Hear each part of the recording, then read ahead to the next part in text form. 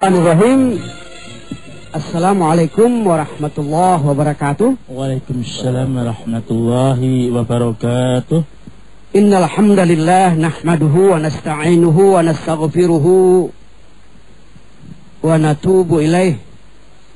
May yahdihillahu fala mudilla lahu wa man yudlilhu falan tajida lahu waliyyan mursyida. Wa qala ta'ala a'udzu billahi minasy syaithanir rajim. Ya ayyuhalladzina amanu atti'ullaha wa atti'ur rasul wa ulil amri minkum. Al-ayah. Wa sallallahu ala uswatina wa qudwatina Muhammad sallallahu alaihi wasallam al-mab'utsu ilan nasi rahmatan lahum wa mutammima limakarimil akhlaq. Subhanaka la ilma lana illa ma 'allamtana innaka antal alimul hakim. Amma ba'd. Dari belahan timur Jakarta, alhamdulillah kita dipertemukan Allah kembali. Dan pada hari ini kita tetap berdialog dengan Al-Ustadz Abdul Hakim bin Amir Abdad. Assalamualaikum Ustadz. Waalaikumsalam warahmatullahi wabarakatuh. Alhamdulillah juga Ustadz Mahyuddin Hadi Suratno. Assalamualaikum. Waalaikumsalam warahmatullahi wabarakatuh. Dan alhamdulillah juga ada beberapa jamaah yang hadir. Dan kepada pendengar sekalian, kepada antum nanti akan diberi kesempatan bertanya. Cuman pertanyaannya ada relevansinya dengan masalah yang sedang kita bicarakan. Jamaah sekalian, kepada antum yang mau melaksanakan haji dan umrah, PT Salsabir Rahmadina Bimbingan Haji dan Umrah Radio Dakta masih membuka pendaftaran. Hubungi Radio Dakta di Agus Salim 77 atau melalui telepon 8802677. Sahabat sekalian, kita akan berdialog Ustaz di seputar daulah dulu. Begini Pak Ustadz, bagaimana tanggapan antum mengenai daulah menurut Islam? Ya. Alhamdulillah Rabbil Alamin. Wassalatu wassalamu ala nabiyil karim wa ala alihi wa ashabihi wa man ittaba'ahum bi ihsanin ila yaumiddin wa ba'du.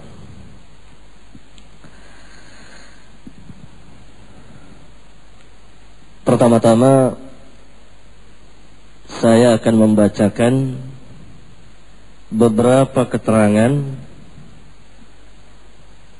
dari para imam kita tentang ta'arif Ahlus Sunnah wal Jamaah yang pernah kita bahas.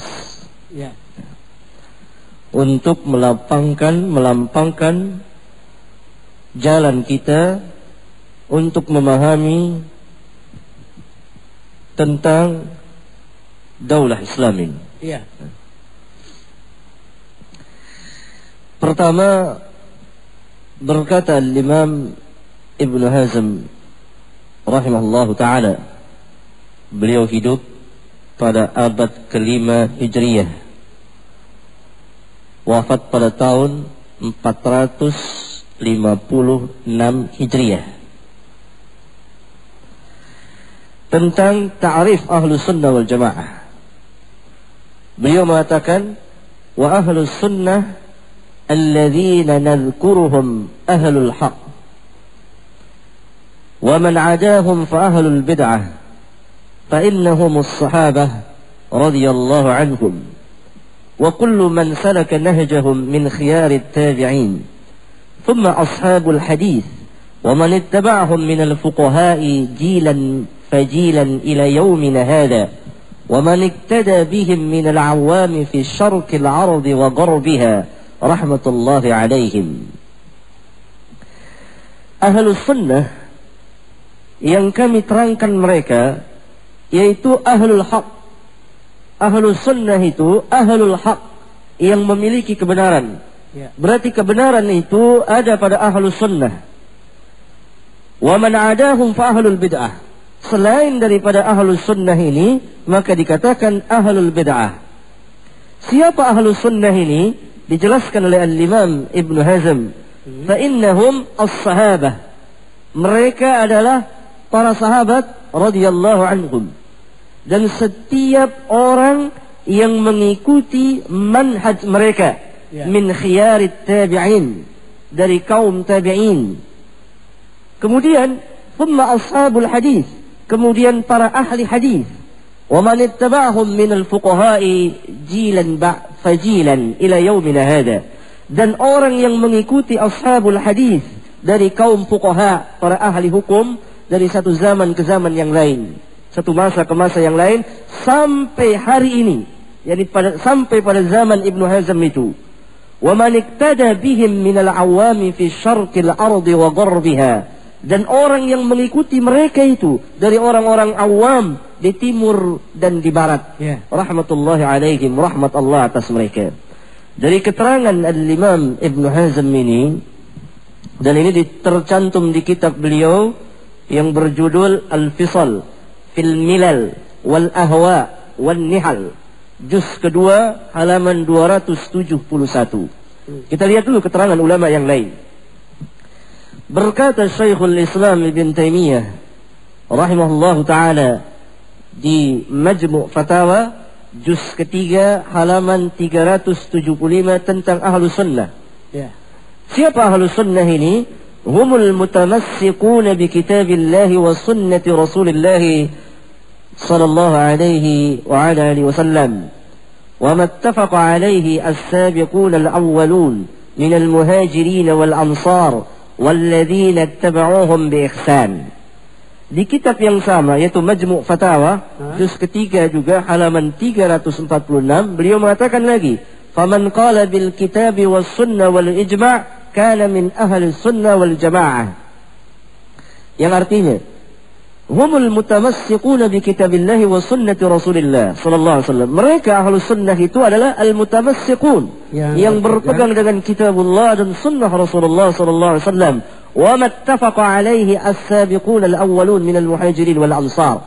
Dan yang telah disepakati oleh as-sabiqun al-awwalun min al-muhajirin wal ansar walladzina ittaba'uuhum bi ihsan. Dan orang-orang yang mengikuti al-muhajirin wal ansar bi ihsan. Kemudian, maka barang siapa yang berkata bil kitab, dengan kitab, faman qala bil kitabi was sunnah wal ijma' kana min ahli sunnah wal jamaah. Barang siapa yang berkata dengan Alkitab, Al-Quran, dan Sunnah, dan Ijma', mereka adalah Ahlus Sunnah wal Jamaah. Dari dua keterangan ini, kita mengetahui, pertama, Ahlus Sunnah adalah Ahlul Haq. Ahlus Sunnah adalah Ahlul Kebenaran. Kebenaran ada pada mereka, pertama. Yang kedua, selain daripada Ahlus Sunnah adalah Ahlul Bid'ah. Siapa juga mereka itu? Kelompok mana mereka itu juga? Yang ketiga, siapa ahlus sunnah wal jamaah? Ahlus sunnah wal jamaah, pertama para sahabat. Yang kedua, tabi'in. Termasuk tabi'ut tabi'in. Yang ketiga, ashabul hadis, yang mengikuti para sahabat dan tabi'in. Yang keempat adalah kaum fuqaha, dari zaman ke zaman. Yang kelima, orang-orang awam dari kaum muslimin yang mengikuti jejak mereka itu, yang mengikuti manhaj para sahabat. Mereka bukan ahlul hadis, mereka bukan kaum fuqaha, mereka bukan ahlul ilm, mereka bukan tabi'in, mereka bukan tabi'ut tabi'in, tetapi mereka orang-orang awam ini mengikuti manhaj para sahabat ridwanullah alaihim ajmain fi syarqil ardi wa gharbiha, di timur dan di barat bumi. Di mana saja mereka berada, kalau mereka mengikuti manhaj para sahabat, mereka itulah ahlus sunnah wal jamaah. Dan selain daripada mereka ini adalah ahlul bid'ah.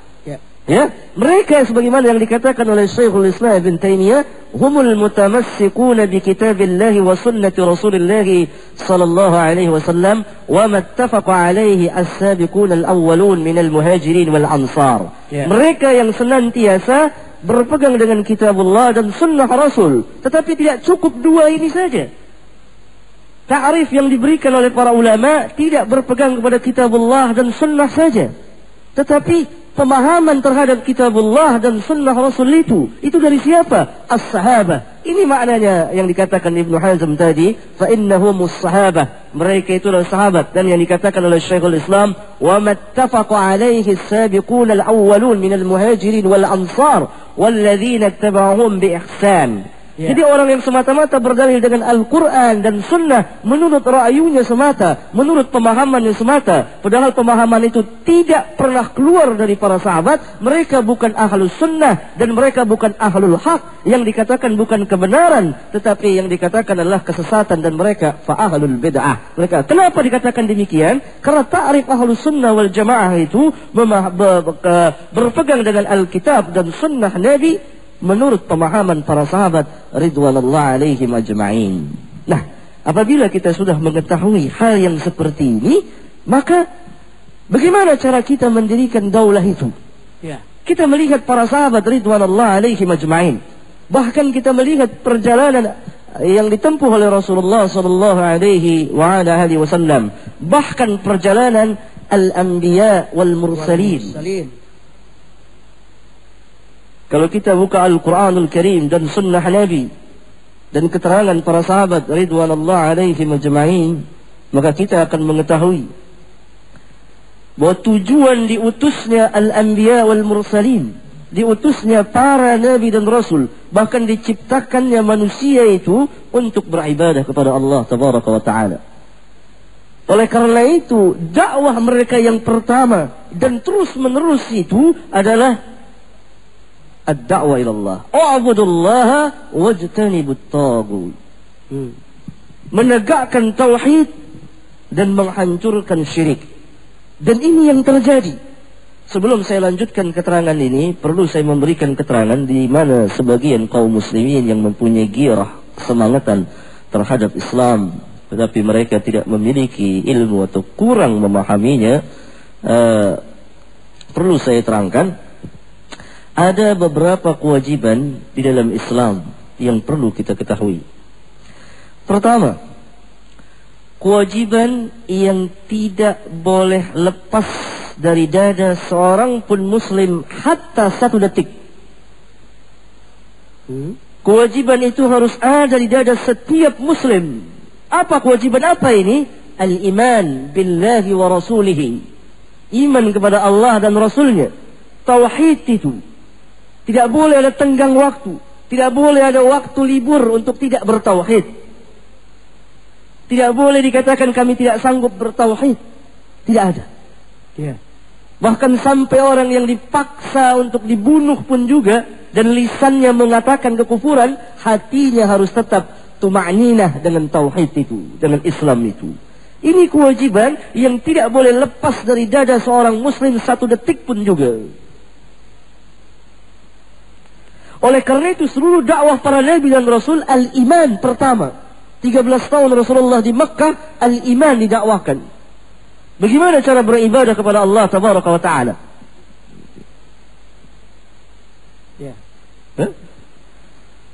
Ini kewajiban al-iman. Yang kedua, selain kewajiban-kewajiban lain yang seperti salat, saum dan lain sebagainya, itu ada kewajiban-kewajiban yang diberi uzur oleh seseorang, walaupun tidak diberi uzur untuk ditinggalkan, tapi diberi uzur untuk mengerjakan. Misalnya salat, tidak sanggup berdiri maka duduk, tidak sanggup duduk maka berbaring, tidak sanggup berbaring maka celentang, begitu, dan seterusnya.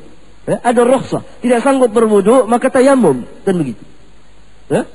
Yang kedua, ada kewajiban yang diwajibkan kita tapi disertai dengan istita'ah. Istita'ah adalah kesanggupan, dilihat daripada kesanggupan kita. Contoh, haji umpamanya.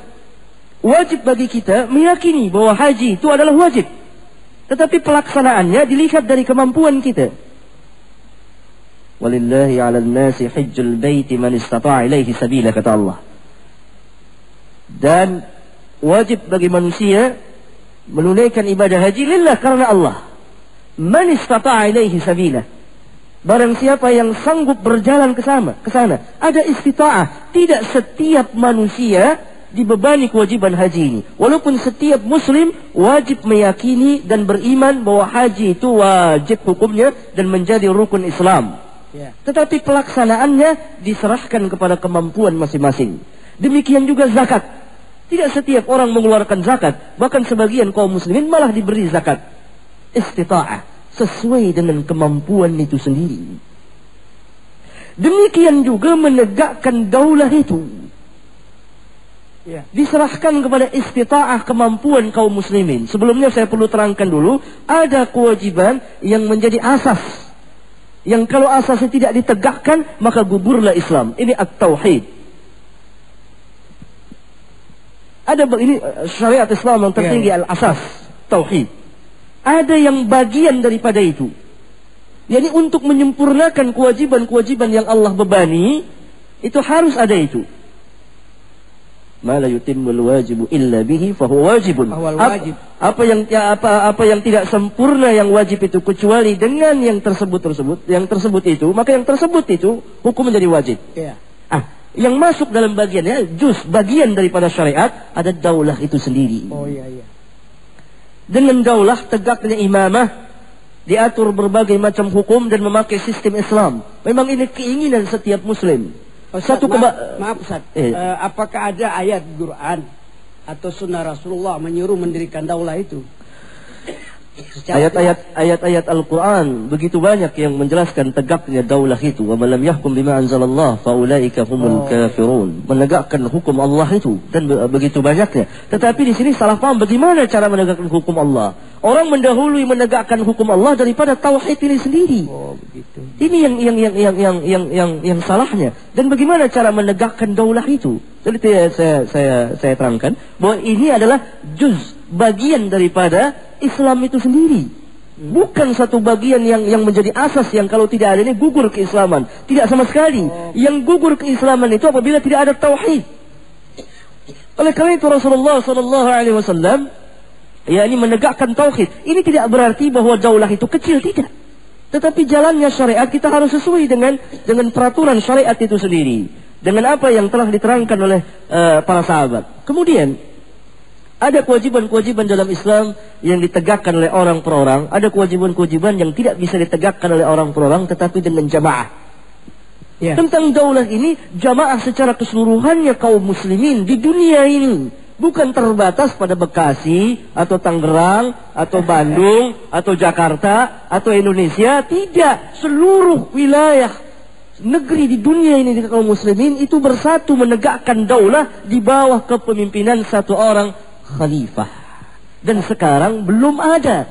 Tetapi ada usaha dari sebagian kaum muslimin. Usahanya harus didahului mengembalikan kaum muslimin kepada agama ini dan menegakkan tauhid dulu. Oleh karena dakwah tauhid ini menurut manhaj salaf nanti akan tegak daulah Islam. Dan itu dibuktikan dalam sejarah.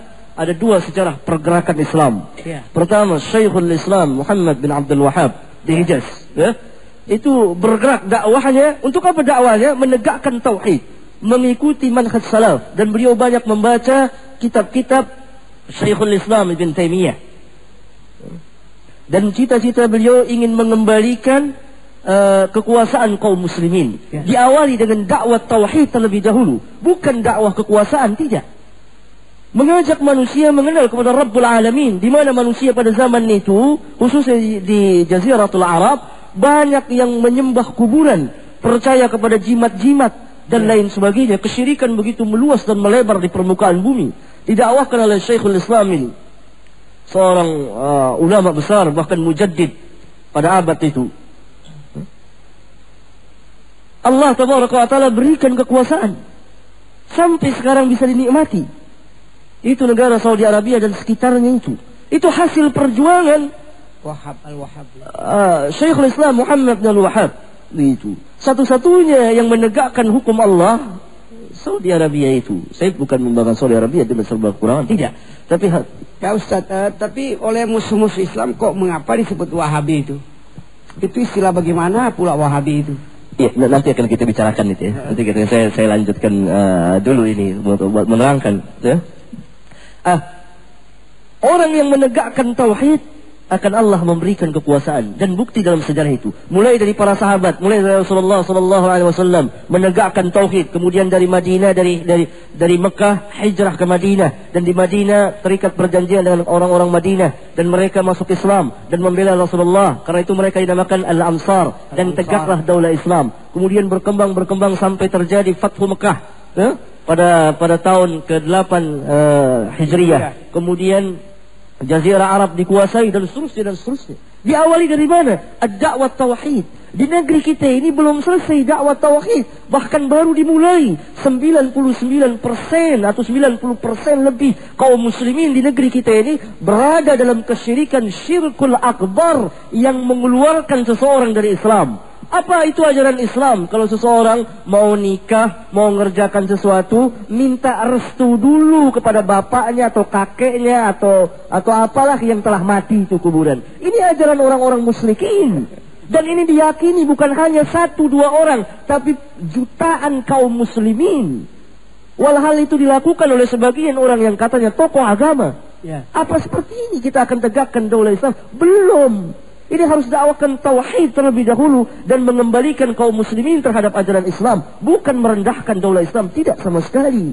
Karena yang tujuan gayahnya itu at-tauhid terlebih dahulu dan pengamalan terhadap Islam ini, apa yang sanggup dilakukan oleh kaum muslimin. Sedangkan daulah ini yakni satu kewajiban yang disertai dengan kemampuan. Pertama, yang kedua dia termasuk hanya bagian daripada syariat Islam, bukan segala-galanya itu daulah. Keliru orang yang mengatakan demikian. Ulama mana yang mengatakan demikian? Yang ketiga, dia harus berjamaah dengan jamaatul kaum muslimin seluruh dunia ini.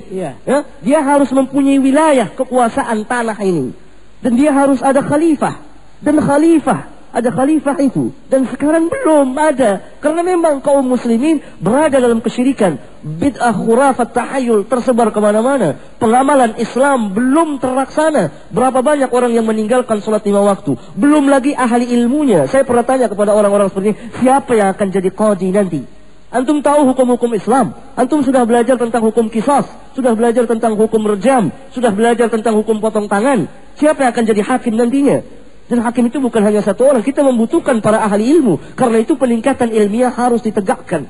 Oleh karena itu, siapa yang menegakkan tauhid, dia akan memperoleh kekuatan yang besar dan memperoleh wilayah, bahkan memperoleh negara. Saksinya adalah para sahabat dan para tabi'in, tabi'ut tabi'in, dan Syekhul Islam Muhammad bin Abdul Wahhab. Dan adapun yang mendahului kekuasaan sebelum tauhid, maka dia tidak memperoleh hatta 1 jengkal tanah. Dan itu telah dibuktikan. Misalnya Ikhwanul Muslimin hampir 1 abad memperjuangkan daulah terlebih dahulu sebelum lagi tauhid. Walaupun tidak kita nafikan bahwa mereka juga berbicara tauhid, tetapi asasnya adalah daulah dulu. Hampir 1 abad tidak berhasil, bahkan sejengkal tanah, istilah saya, mereka pun tidak memperolehnya. Dan itu ada di Sudan, di Irak, di Tunis, di Aljazair, dan lain-lain. Oleh karena itu kita harus kembali kepada Ahlus Sunnah wal Jamaah, yakni mengikuti kembali kepada kitab Allah dan sunnah Rasulullah menurut manhaj para sahabat. Ustaz, tayyib Ustaz, antum bicara tadi mengenai daulah. Ada relevansinya dengan daulah yang pernah diproklamirkan oleh Kartosuwiryo dalam kitabnya Al-Haidar, membuat buku mengenai negara Islam Kartosuwiryo. Nah itu Ustaz, pendapat antum bagaimana itu? Ya, katanya satu-satunya di dunia pernah diproklamirkan gitu loh. Itu dalam bukunya Al-Haidar, cukup laris juga itu. Nah, antum pendapatnya gimana mengenai Kartosuwiryo? Apa menurut kacamata Islam sudah betul atau bagaimana tuh? Untuk mengetahui benar dan tidaknya, kita kembalikan kepada kitabullah dan sunnah Rasulullah alaihi salatu wassalam menurut manhaj para sahabat ridwanullah alaihim ajma'in, yaitu salafun salih. Benar atau tidak perjuangan dia itu, dikembalikan ke situ. Oleh karena itu, apa perjuangan dia itu, dan apakah dia mengadakan pemberontakan atau tidak, dan seterusnya.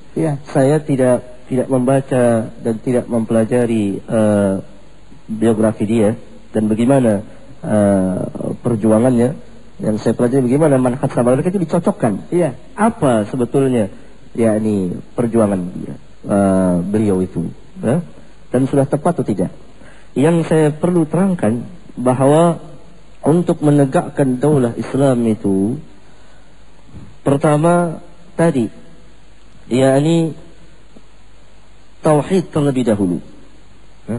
Yang kedua, mengikuti salafun salih ridwanullah alaihim ajma'in.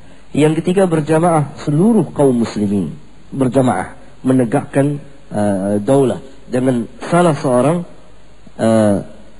khalifah, dengan salah seorang khalifah yang akan di baiat tadi. Yang keempat, tidak dengan jalan pemberontakan terhadap sesama kaum muslimin.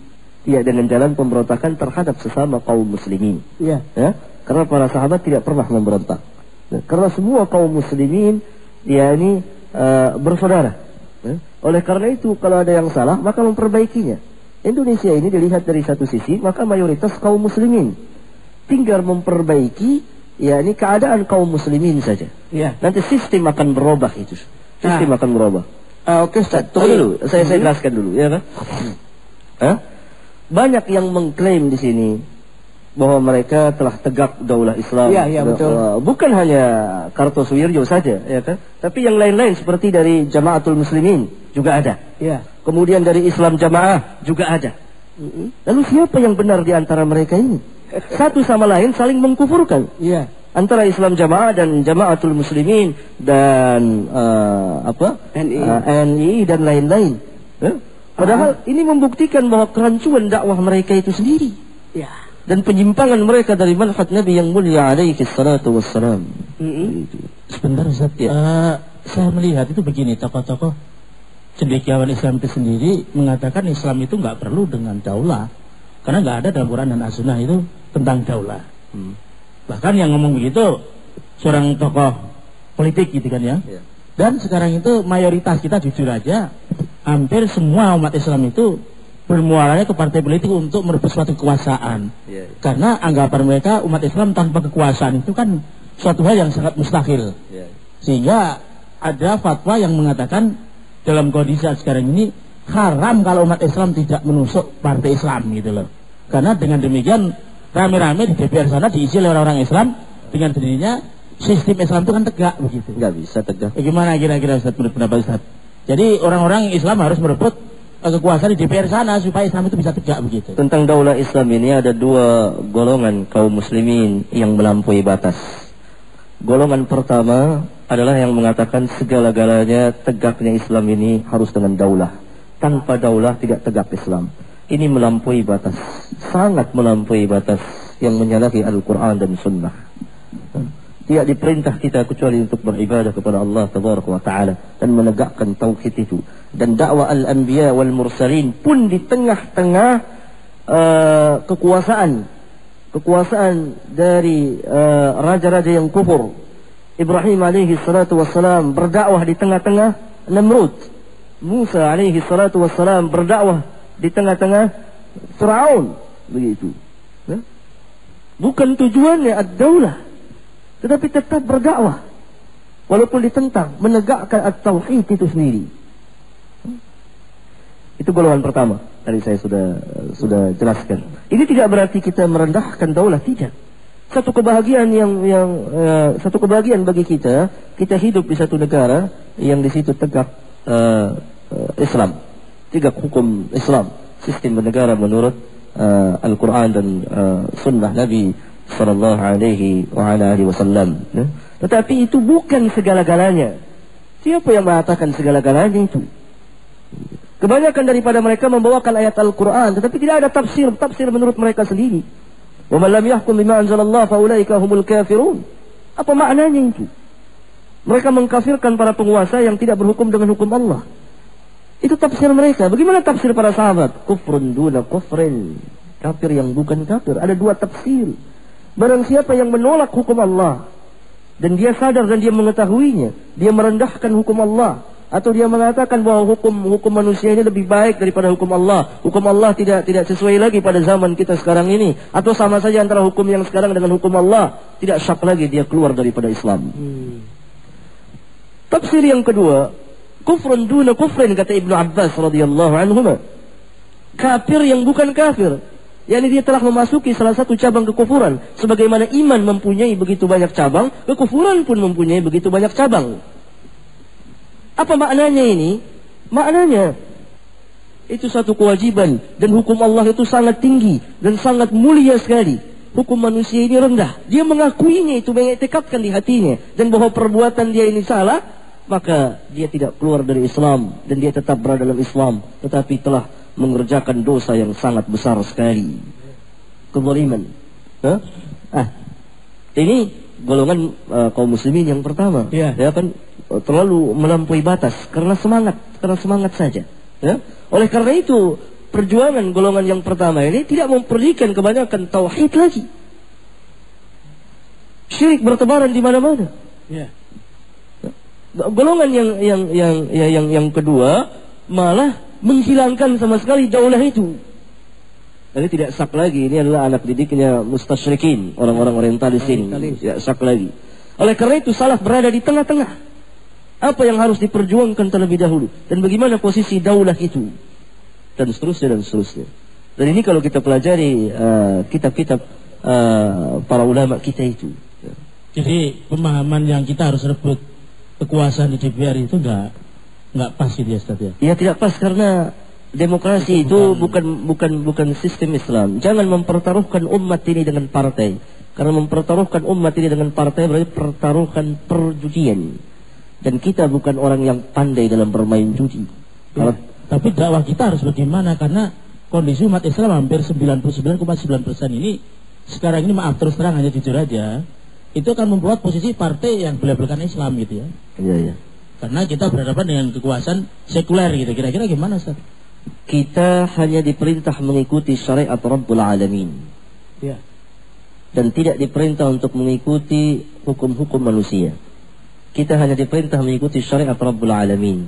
Dan kita diperintah untuk mendakwahkan Islam itu. Dan ini memang perjalanan yang sangat panjang sekali memperbaiki keadaan umat ini. Rasulullah SAW tidak ikut di parlemennya Quraisy ketika beliau ditawari untuk duduk di parlemen Quraisy. Turun ayat Qul ya ayyuhal kafirun. Oh, kalau ayat ini repot sekarang ya. Qul ya ayyuhal kafirun la a'budu ma ta'budun, dan seterusnya. Kemudian demikian juga dengan Musa, dengan Ibrahim dan lain sebagainya. Ad-da'wa ilallah itu, ad-da'wa ilallah. Karena kaum muslimin banyak yang belum mengenal daripada Islam itu sendiri. Ini kalau saya bicara di sini untuk bicara tentang hukum Allah. Jadi saya mengatakan bahwa demokrasi dan saudara-saudaranya itu bukan daripada hukum Allah, dan dia dibuat oleh Plato, orang Yunani yang kemudian tenggelam dan akhirnya dimasyhurkan kembali oleh orang-orang Yahudi. Sampai terjadi revolusi Prancis. Sejak itu masyarakat dunia dari Prancis itu menerima sistem demokrasi itu. Sistem demokrasi ini sangat bertentangan sekali dengan Islam, dengan ajaran Islam. Karena kekuasaan dalam Islam Allah Tabaraka wa Ta'ala, kekuasaan demokrasi itu adalah rakyat itu sendiri. Jelas bertentangan. Tapi gimana kalau andai kata ini seandainya gitu ya, atasan-atasan kita dari non Muslim yang dia buat suatu undang-undang untuk mengkantor umat Islam, apa enggak suatu kerugian? Contohnya maaf ya, andai kata anggota DPR di sana mayoritas bukan orang Islam. Kira-kira tanggapan Ustaz bagaimana? Atau seharusnya kita bagaimana gitu? Pertama, kalau kita berjalan di jalan yang hak dan sesuai menjalani Islam dengan apa yang Allah syariatkan melalui lisan nabinya yang mulia alaihi salatu wassalam, sekuat kemampuan kita, la yukallifullahu nafsan illa wus'aha, fattaqullaha mastata'atum. Nanti selebihnya Allah Tabaraka wa Ta'ala yang atur itu. Yang kedua, dengan berkata demikian seolah-olah kita mengetahui perkara yang akan terjadi. Wa matadri nafsum madza taksibu goda. Seseorang tidak tahu apa yang akan dia kerjakan besok itu. Ini tidak berarti bahwa kita tidak mempersiapkan sesuatu, tidak. Tetapi apabila kita berjalan di atas syariat Rabbul Alamin dan sesuai dengan syariat Rabbul Alamin, dan kita mengikuti apa yang Allah perintahkan dan menjauhi apa yang Allah larang, nanti Allah akan atur untuk kita itu dan kemenangan untuk kita itu.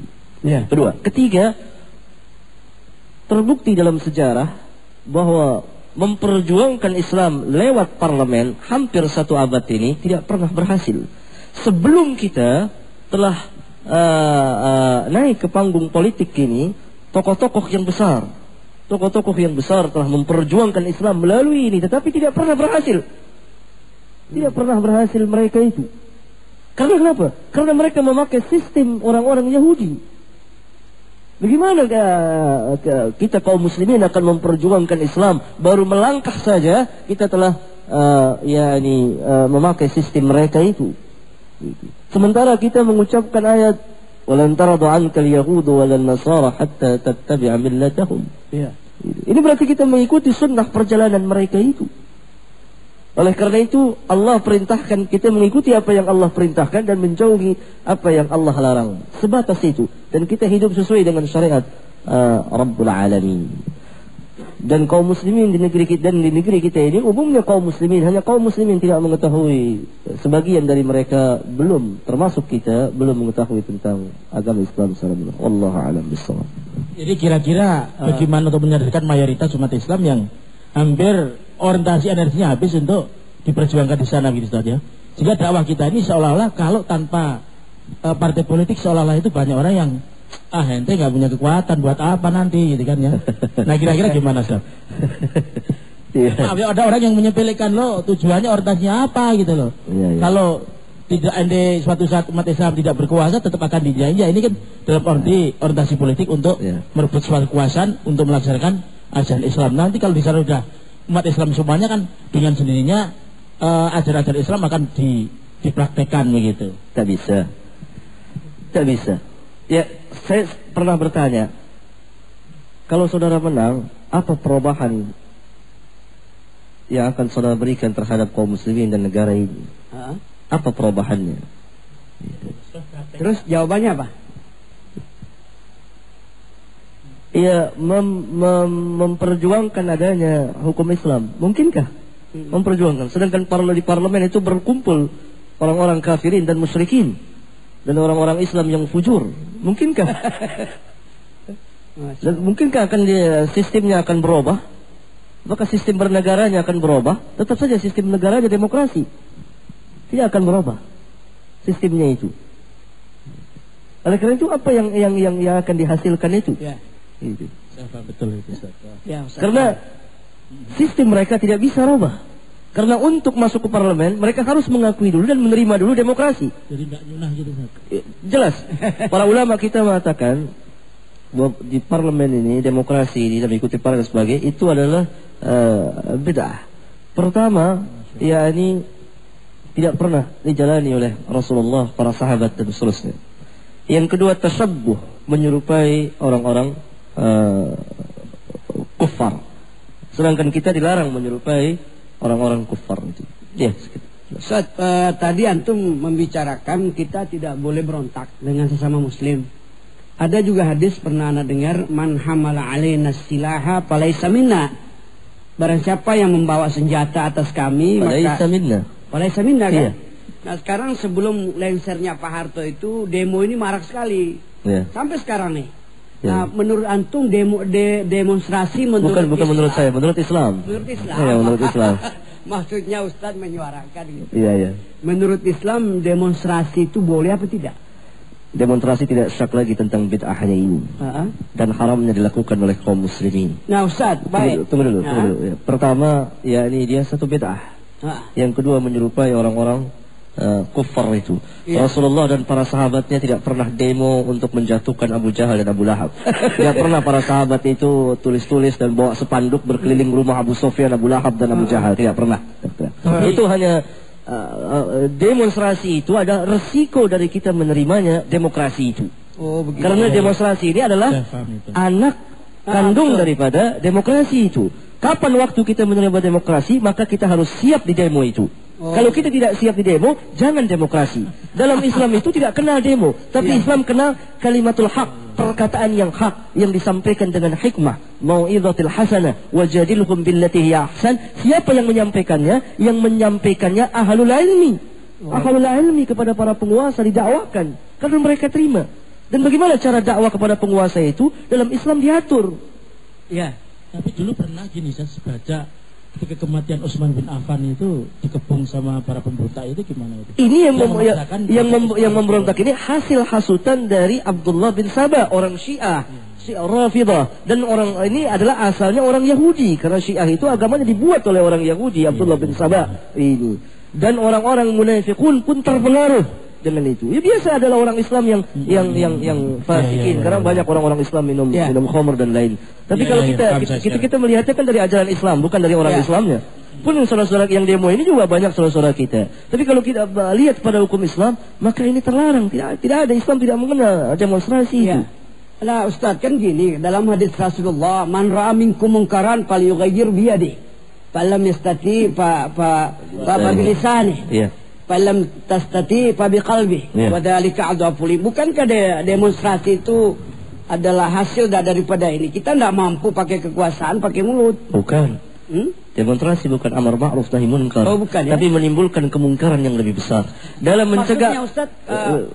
mencegah yang munkar itu harus memiliki ilmu. Orang yang tidak memiliki ilmu dalam mencegah yang munkar, maka akan timbul kemungkaran yang lebih besar lagi. Oleh karena itu para ulama kita, para ahli usul fikih membuat kaidah, apabila kita mencegah kemungkaran, akan timbul kemungkaran yang lebih besar lagi, maka tidak usah dicegah kemungkaran itu. Karena nanti akibatnya akan timbul kemudaratan kemungkaran yang lebih besar lagi. Sedangkan cara-cara demonstrasi ini, cara-cara orang-orang kafir sebetulnya ini cukup bagi kita. Ini adalah sifat orang-orang kafir yang selalu begini. Mereka mogok makan, mogok minum, kan? Itu adalah kebiasaan orang-orang kafirin.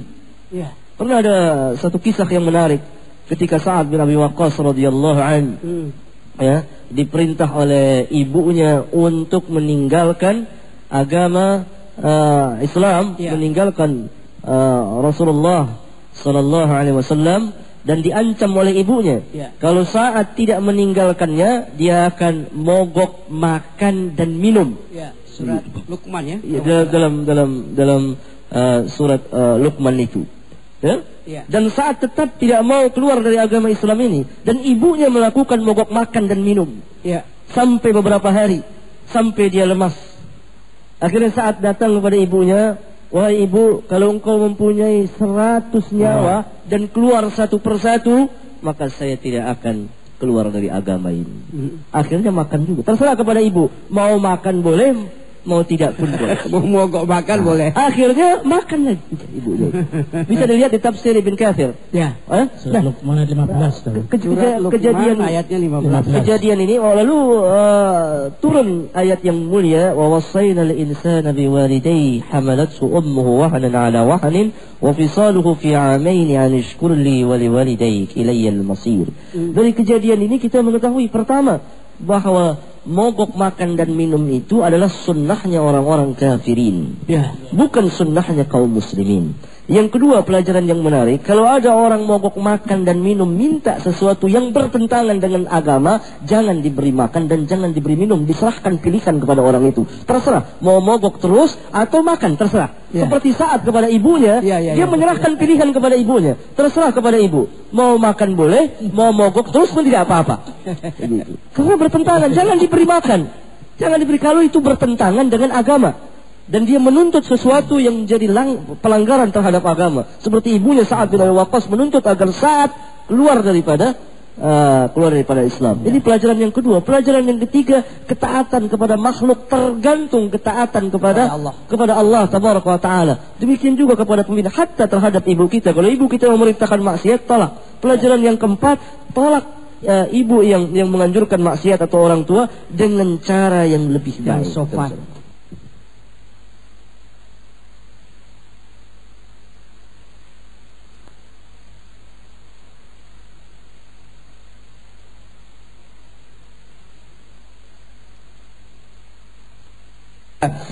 Demo menimbulkan kerusakan lebih besar. Bisa memberi contoh-contoh misalnya. Saya kira semua kita menyaksikannya. Semua kita menyaksikannya. Pertama, kerusakan ini yang kita saksikan gitu. Terlalu panjang kalau kita kalau timbul al-fasad di muka bumi ini, cara kita merubah itu bagaimana yang benar menurut Islam? Timbulnya al-fasad, caranya gimana, metodenya terbaik itu? Allah Subhanahu wa taala perintahkan kita untuk mengajak manusia ke jalan Allah ini. Karena jalan Allah ini adalah islah, kebaikan bagi manusia itu. Ya. Sedangkan membuat kerusakan, apa makna membuat kerusakan di muka bumi? Ini yang perlu kita ketahui. Sering Allah berfirman, "Wa idza qila lahum la tufsidu fil ard, qalu innama nahnu muslihun, ala innahum humul mufsidun walakin la ya'lamun." Nah, apa yang dimaksud dengan membuat kerusakan di muka bumi? Para ahli tafsir menafsirkan ayat yang mulia ini seperti tercantum di kitab tafsir Ibnu Jarir At-Tabari, kitab tafsir Al-Imam Al-Qurtubi, kitab tafsir Ibnu Katsir, kitab tafsir Fathul Qadir yang dikarang oleh Al-Imam Asy-Syaukani, atau kitab tafsir Adwaul Bayan yang dikarang oleh Al-Imam Asy-Syankiti, dan lain-lain para mufassirin dalam menafsirkan ayat. Membuat kerusakan di muka bumi itu dua macam. Ya. Pertama, mengerjakan maksiat. Setiap orang yang mengerjakan maksiat di muka bumi ini, dia telah turut membuat kerusakan di bumi Allah ini. Karena Allah telah memperbaiki bumi dengan diutusnya para nabi dan rasul untuk mendakwahkan yang hak itu. Itu pertama. Ya. Sedangkan demonstrasi itu adalah maksiat. Kenapa dikatakan maksiat? Karena bertentangan dengan syariat Islam. Kita berbicara tentang Islam. Ya? Yang kedua yang dimaksud membuat kerusakan di muka bumi ini adalah, yakni memerintahkan orang untuk berbuat maksiat. Ya. Memerintahkan orang untuk berbuat maksiat adalah kerusakan di muka bumi ini. Kita ini menganjurkan orang untuk minum khamr dan lain sebagainya. Itulah membuat kerusakan di muka bumi. Dan kerusakannya terlalu banyak. Cukup bagi kita pelanggaran, setiap pelanggaran dalam agama itu adalah kerusakan. Walaupun ada manfaatnya. Nanti orang akan kata, bukankah ada manfaatnya? Bukankah ada manfaatnya? Ya. Kalau hujahnya seperti ini, maka itu belum Ustaz. Ya. Maka kita akan katakan khamr dan judi pun ada manfaatnya. Karena Allah katakan manafi'u lin-nas. Kalau Allah katakan wa ithmuha akbaru min naf'ihima gitu. Iya. Karena Allah Subhanahu wa taala katakan bahwa dalam khamr dan judi itu ada manfaat-manfaat bagi manusia, bukan hanya satu manfaat tetapi manafi'. Begitu beberapa manfaat bagi manusia itu sendiri. Ya. يسألونك عن الخمر والميسير قل فيهما إثم كبير ومنافع للناس وإثمهما أكبر من نفعهما. Mereka bertanya kepada engkau tentang khamr dan judi. Katakan, pada keduanya ada dosa yang besar dan beberapa manfaat bagi manusia. Akan tetapi dosa keduanya lebih besar daripada manfaatnya. Ya. Kalau semata-mata kita berdasarkan adanya manfaat, maka khamr dan judi pun kita bisa minum khamr dan kita bisa lakukan perjudian karena ada manfaatnya. Yang kita lihat bukan manfaatnya dari satu sisi, tetapi yang kita lihat adalah al-haq, kebenaran itu. Benar atau salah, bukan ada manfaatnya. Memang sebagian daripada maksiat itu ada manfaatnya. Ada manfaat. Nanti kalau orang mati, bukan ada demonstrasi ada manfaatnya. Baiklah kalau ditakdirkan itu ada manfaatnya. Tetapi yakni bukan semata-mata lihat ada manfaatnya. Itu dilarang apa tidak dalam agama kita? Bagaimana hukum syara itu sendiri? Dan kalaupun ada manfaatnya, tidak sebanding dengan mudaratnya itu. Dan ayat ini menjadi kaidah bahwa menolak kerusakan didahulukan daripada mengambil mafasid muqaddam ala jalbil masalih. Tapi pernah terjadi begini Ustaz ya. Bani Abbasiyah itu untuk merebut kekuasaan itu harus menggulingkan Bani Umayyah. Sehingga terjadi perebutan kekuasaan sehingga terkenal dengan Abdul Abbas Syafah, dia menguasai dengan daulah Bani Abbasiyah. Itu kan dia juga memberontak kepada saudaranya dari Bani Umayyah. Akhirnya dia berhasil, bahkan Bani Umayyah ada yang lari ke Andalusia sehingga menguasai di Andalusia sana. Kira-kira bagaimana itu Ustaz? Jalan yang seperti itu kira-kira yang satu sejarah yang mesti harus kita pahamkan gitu. Iya. Itu satu kesalahan dan pelanggaran. Ya. Yang kita contohkan bukan orang Islam ya, tapi para sahabat, tabi'in dan seterusnya manfaat mereka. Kembali kepada Al-Quran dan Sunnah Nabi yang mulia alaihi salatu wassalam. Pertama. Yang kedua, para ulama tidak ikut mengadakan pemberontakan itu. Ketika Abbasiyah. Iya, tidak ada para ulama mengikuti situ. Di situ semuanya hanya orang-orang siasah politik dan memperebutkan kekuasaan di antara kaum muslimin, dan itu terjadi. Jadi bukan sejarah itu kita jadikan patokan, tapi patokan kita, dalil hujjah kita itu adalah yakni Al-Quran dan Sunnah, dan bagaimana perjalanan para sahabat radhiyallahu alaihim ajma'in. Ya, tapi sesuai dengan janji kita bisa pada zaman sahabat, tunggu sebentar, pada zaman sahabat juga hidup seorang penguasa yang sangat zalim, yaitu siapa? Hajjaj bin Yusuf. Tapi pernahkah para sahabat demonstrasi? Pernahkah para sahabat mengadakan pemberontakan? Dan lain sebagainya. Ini kalau surat Al-Anfal ayat 60 itu bagaimana kira-kira tanggapan Ustadz untuk mengadakan suatu perlawanan kepada seorang yang tiran begitu loh. Surat Al-Anfal ya, ayat 60. Jadi ini ada konsep dari Al-Quran untuk mempersiapkan untuk mengganti suatu orang-orang yang tiran begitu Ustaz, yang tidak sesuai dengan ajaran Allah dan Rasulnya gitu. Ya. Ayat 60 ya. Kapan ayat 60? Ya. Wa'iddu lahum mastata'tum min quwwati wa min ribatil khairi turhibuna bihi aduwallah wa aduwakum wa akharina min dunihim la ta'lamunahum wallahu ya'lamuhum wa ma tunfiqu min shay'in fi sabilillah yuwaffa ilaykum wa antum la tuzlamun. Pertama, surat ini adalah surat Madaniyah, bukan Makkiyah, turun di Mekah. Dan ketika di Madinah Rasulullah sallallahu alaihi wasallam telah mendirikan daulah. Jadi ayat-ayat ini bukan ayat Makkiyah. Tidak turun ketika Rasulullah sallallahu alaihi wasallam masih berada di Mekah. Karena memang beliau belum mempunyai kekuasaan. Bagaimana beliau bisa mempersiapkan sesuatu untuk musuh berupa kekuatan fisik tentunya, persenjataan. Ya? Tapi di situ mempersiapkan kekuatan keimanan, al-iman, at-tauhid dan seterusnya. Nah, setelah beliau di Madinah, diperintahkan oleh Allah Tabaraka wa Taala, di situ baru ada perintah untuk jihad, perintah untuk memerangi orang-orang kafirin, dan perintah untuk mempersiapkan kekuatan ini semampu mereka itu. Itu di Madinah. Dan perangnya kepada siapa? Perangnya kepada orang-orang kafir, orang kufar. Tidak bisa kita sesama kaum muslimin. Oh, jadi kesimpulan ayat ini kita disuruh mempersiapkan diri untuk melawan perang, untuk melawan kufar.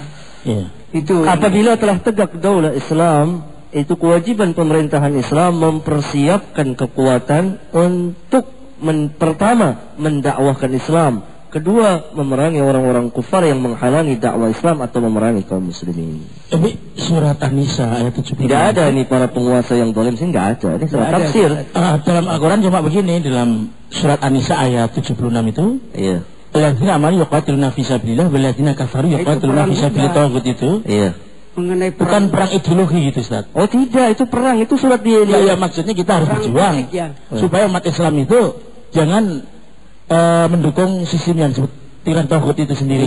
Ini tafsir seperti orang-orang Yahudi merubah makna ayat Al-Quran Al-Karim. Coba kita buka surat An-Nisa ayat 76. Iya. Nah, itu kan terjadi suatu peperangan antara orang Islam dan orang kafir, tapi karena kafir menggunakan suatu sistem taghut begitu loh. Nah, sekarang ini repotnya kadang-kadang orang Islam sendiri malah pendukung taghut ini. Kira-kira bagaimana Ustaz? Karena kebodohan mereka kan gitu loh. Iya. Betul. Alladzina amanu yuqatiluna fi sabilillah walladzina kafaru yuqatiluna fi sabilit taghut. Faqatilu awliya asy-syaitan inna kaida asy-syaitani kana dha'ifa. Orang-orang yang beriman berperang di jalan Allah, dan orang-orang kufur. Di sini kufur. Ya? Bukan orang-orang muslim, orang-orang kufur. Yuqatiluna fi sabilit taghut. Berperang di jalan taghut. Maka perangilah ini teman-teman atau kekasih-kekasih, sahabat-sahabat, penolong sahabat-sahabat syaitan itu. Inna kaida syaitani kana dha'ifa. Ini pun surat ini Madaniyah, turun di Mekah. Dan semuanya Madaniyah, di Madinah. Dan semuanya berbicara tentang peperangan terhadap orang-orang muslim. Jadi ayat ini untuk orang-orang kafirin tidak bisa diterapkan untuk orang-orang Islam.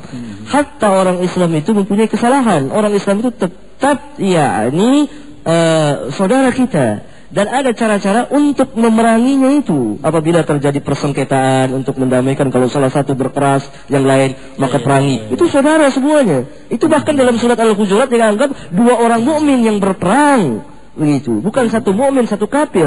Kita tidak bisa semata-mata lantaran orang Islam itu memakai sistem togut lalu mereka katakan, pertama harus kita tetapkan bahwa fi'il perbuatan itu adalah kufur, tetapi pelakunya fa'ilnya belum tentu dia kufur. Jadi harus dilihat apakah telah tegak hujjah atas dia itu. Sudahkah mereka itu mengetahuinya? Banyak saudara-saudara kita tidak mengetahui bahwa hukum itu hukum togut. Inilah perlunya ad-da'wah. Jadi salah paham antara fi'il dengan fa'il.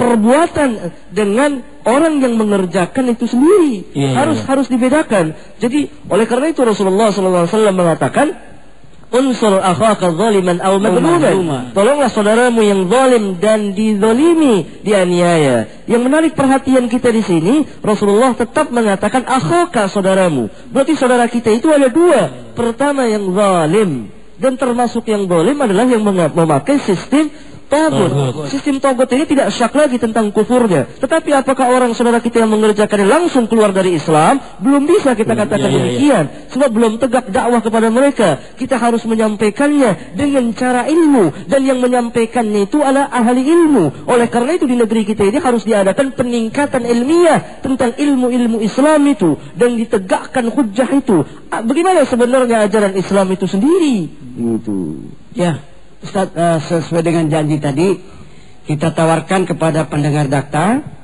tapi pertanyaan melalui telepon hanya ada relevansinya dengan dialog ini. Silakan, kami tunggu 8816363. Assalamualaikum warahmatullahi wabarakatuh. Waalaikumsalam warahmatullahi wabarakatuh. Abdul Hakim. Dari mana, Pak? Dari Pak Suryoko. Oh, Pak Suryoko. Perkenankanlah kami bertanya sore ini. Iya, silakan Pak. Yang kami cerap sore ini adalah sangat-sangat penting tauhid itu. Iya. Yang dimana kita sebagai macam harus benar-benar mengejarnya. Maka dari situlah baru akan timbul daulah yang tegak. Tetapi kalau melihat kenyataannya bahwa bumi ini makin rusak saja. Makin banyak yang bid'ah seperti dinyatakan tadi, 99,9% kaum musyrikin begitu betul-betul menggebu-gebu untuk membuat bid'ah di mana-mana. Para penjajah begitu membuat kader-kader orang-orang yang keluar dari Islam menjadi penjajah yang berwarna kulit sawo coklat. Sehingga apakah kita bisa mencapai ke arah tauhid yang kita kehendaki itu untuk kembali membangun dunia ini yang berdasarkan tauhid Islam, Ustaz?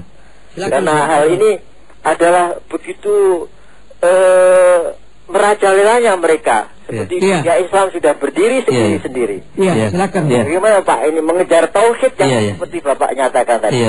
Terima kasih. Assalamualaikum warahmatullahi wabarakatuh. Waalaikumsalam warahmatullahi wabarakatuh. Satu pertanyaan yang sangat bagus sekali. Ya. Alhamdulillah, walaupun tidak syak lagi bahwa kaum muslimin di negeri kita ini harus kita katakan, dan bukan untuk merendahkan sama sekali, kalla thumma kalla, tetapi kenyataan yang ada berada dalam kebodohan terhadap agamanya dan kelangkaan, atau kalau boleh dikatakan tidak ada sama sekali seorang tokoh atau ulama yang menyampaikan yang hak dan berkata yang hak dalam arti ulama yang sebenarnya, dalam arti al-ulama warasatul anbiya. Oleh karena itu keadaan kaum muslimin di negeri kita ini semakin lemah. Dan di mana ada kelemahan kaum muslimin, di situ tumbuh ajaran tasawuf. Karena dalam sejarah, ketika lemahnya kaum muslimin, maka naiklah ajaran tasawuf. Ketika kuatnya kaum muslimin, maka ajaran tasawuf tidak ada sama sekali di permukaan bumi ini. Ya?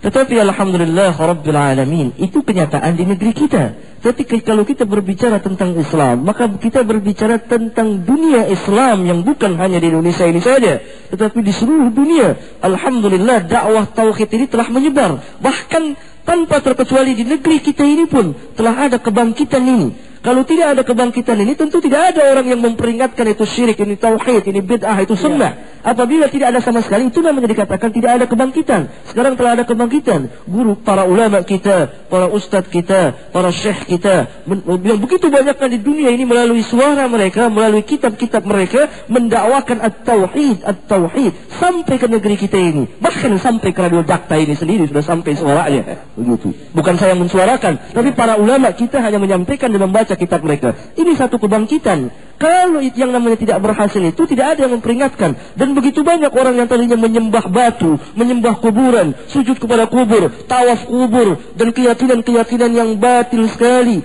Bahkan ada yang nikah di hadapan jenazah bapaknya, di hadapan kuburan bapaknya, sekarang sudah bertobat dan kembali kepada Islam yang betul-betul sahih. Ini jumlahnya tidak sedikit, ratusan, ribuan, puluhan ribu, ratusan ribu, bahkan di dunia ini jutaan. Bahkan dakwah tauhid itu menyebar sampai ke Amerika dan dataran Eropa. Ya, tentunya sebagai manusia tidak maksum, kita tidak mengagungkan, tetapi wajib bagi kita berterima kasih.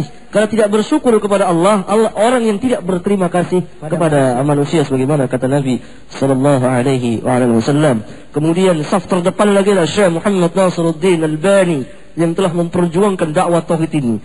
Dan begitu banyaknya para ulama yang sebelum keduanya ini dan sesudahnya. Dan ini satu keberhasilan. Dan kita, yakni insyaallah sedang memperjuangkan dakwah tauhid ini, walaupun kita bukan apa-apa dan hanya pelajar saja, akan berusaha untuk memperjuangkan dakwah tauhid ini. Ya. Demikian Bapak Suryoko di Halim. Silakan yang kedua, sahabat sekalian. Halo. Halo. Assalamualaikum. Waalaikumsalam warahmatullahi wabarakatuh. Pak Nur Hanan nih Pak di Depok. Siapa? Nur Hanan. Nur Hanan di mana? Di Depok Timur Pak. Silakan. Begini Pak Ustadz, saya bicaranya Pak. Ustadz Abdul Hakim. Pak Abdul Hakim, Pak Ustadz ya, ini saya mau tanya. Tadi Pak Ustadz bicara kata daulah Islamiyah itu tidak diajarkan ya. Tidak, saya tidak berkata begitu. Apa sih tadi? Salah dengar kali. Dengar. Oh, maksudnya tidak. Yang lain dulu. Saya silakan yang lain. Yang lain siapa? Jadi gini, saya mau tanya, kalau sekarang daulah Islamiyah enggak, antum sudah salah paham terlebih dahulu. Jadi pertanyaan antum bisa salah paham. Antum sudah salah dalam memahami. Saya tidak mengatakan tidak penting gitu. Iya. Sekarang kan katanya agak susah gitu ya. Ada dengan sistem parlementer begini gitu kan.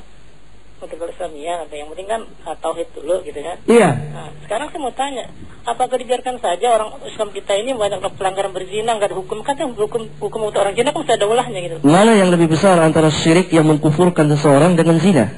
Zina itu orang berzina kufur apa tidak? Tidak kufur. Kalau orang yang syirik nyembah kuburan kufur apa tidak? Kufur. Mana yang harus kita dahulukan dulu? Membetulkan yang kufur atau yang maksiat dulu? Jadi akidah dulu ya. Ini tidak berarti kita biarkan saudara kita yang tidak yang berzina, tetapi dengan nasihat begitu banyak kaum penzina sekarang jadi tobat. Karena dengan dakwah tauhid ini itu lebih dahulu akan memperoleh kekuatan. Silakan yang lain. Ustaz, ana teringat hadis Rasulullah, relevansi dengan hadis ini dengan pertanyaan tadi, la yazinu zani wa huwa mu'min. Iya. Apa itu? Bagaimana Ustaz? Maknanya di sini bahwa sifat orang mukmin itu tidak berzina, jauh daripada zina. Ya, pertama. Yang kedua, ketika seseorang itu berzina, maka keimanannya itu terangkat. Bukan keimanannya secara mutlak, tetapi kesempurnaan keimanan itu seolah-olah dia tidak mempunyai iman lagi. Karena iman itu menolak sifat zina itu sendiri. Silakan satu penelpon lagi, kami janjikan 3 orang tadi, kalau nggak salah ya. Halo. Assalamualaikum. Waalaikumsalam warahmatullahi wabarakatuh. Ini Yubhar nih Pak Ustadz. Pak Dokter Yubhar, silakan. Aduh, saya mau bilang apa ya ini? Saya ada saja. Syukur sekali masalah ini Pak Ustadz Abdul Hakim. Iya, terima kasih. Nggak tahu lah saya mau bilang apa ini. Cuman saya sekali pada hari ini kelihatannya Pak Ustadz agak mendekati kepada metode atau surat Al-Asri, di mana itu ada nasihat menasihati, saya lihat ya. Berbeda dengan sebelumnya saya lihat. Sekarang Pak Dokter tanya apa ini?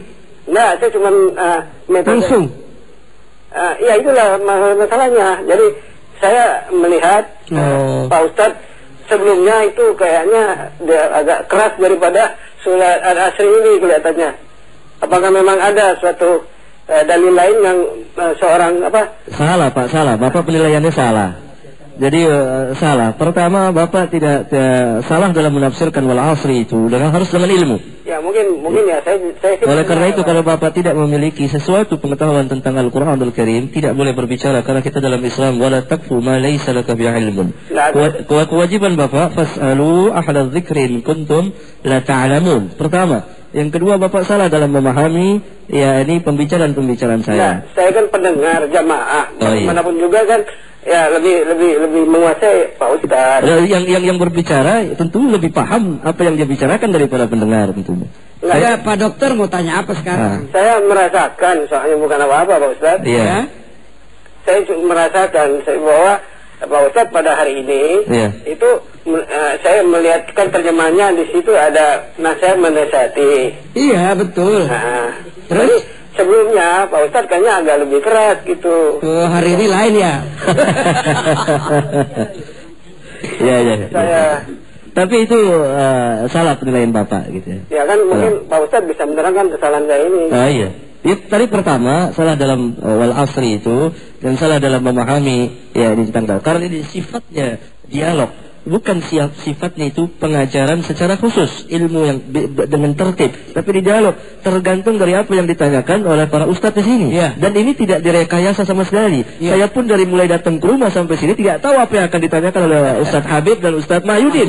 Sama sekali saya tidak tahu apa yang akan ditanyakan oleh mereka kedua ini. Itu rekayasa itu pekerjaan orde lama. Enggak, saya nggak sampai ke sana Pak Ustadz. Aduh, enggak sampai ke sana. Cuman maksud saya dari inti itu bahwa orang itu kan tadinya sebelum lohor tadi ada yang mengatakan tidak ada satu ayat. Sekarang Pak Dokter cocok kan? Ya hari ini cocok kan? Saya kira cocok, cuman alhamdulillah. Ya udah, terima kasih Pak Dokter. Kita dibatasi ruang dan waktu dan sudah tidak diteruskan nanti kapan-kapan dalam bentuk dialog ya Pak Dokter. Iya, terima kasih Pak Dokter. Pak Dokter datang ke sini aja lebih bagus deh. Ya. Ketemu sama ustadznya. Jamaah sekalian, pendengar kami, maksud hati kata orang memeluk gunung, apa daya gunungnya meleduk. Waktu yang memisahkan kita, oleh karena itu makasih atas kebersamaan antum, khususnya tadi para penanya dari luar 3 orang. Kepada Ustadz jazakallahu khair, mudah-mudahan Ustadz bisa hadir lagi pada hari akan datang, insyaallah pada waktu. Demikianlah jamaah sekalian, bila ada yang hak datang dari Allah, yang salah dari pribadi kami yang dhaif. Ana Habib Hasan Al-Mahdali dengan Al-Ustadz Abdul Hakim bin Amir Abda dan Al-Ustadz Mahyudin beserta beberapa jamaah yang hadir di studio ini. Mari kita sama-sama membaca doa kafaratul majlis. Subhanaka Allahumma wa bihamdika asyhadu an la ilaha illa anta astaghfiruka wa atubu ilaik. Wabillahi taufiq wal hidayah. Assalamualaikum warahmatullahi wabarakatuh.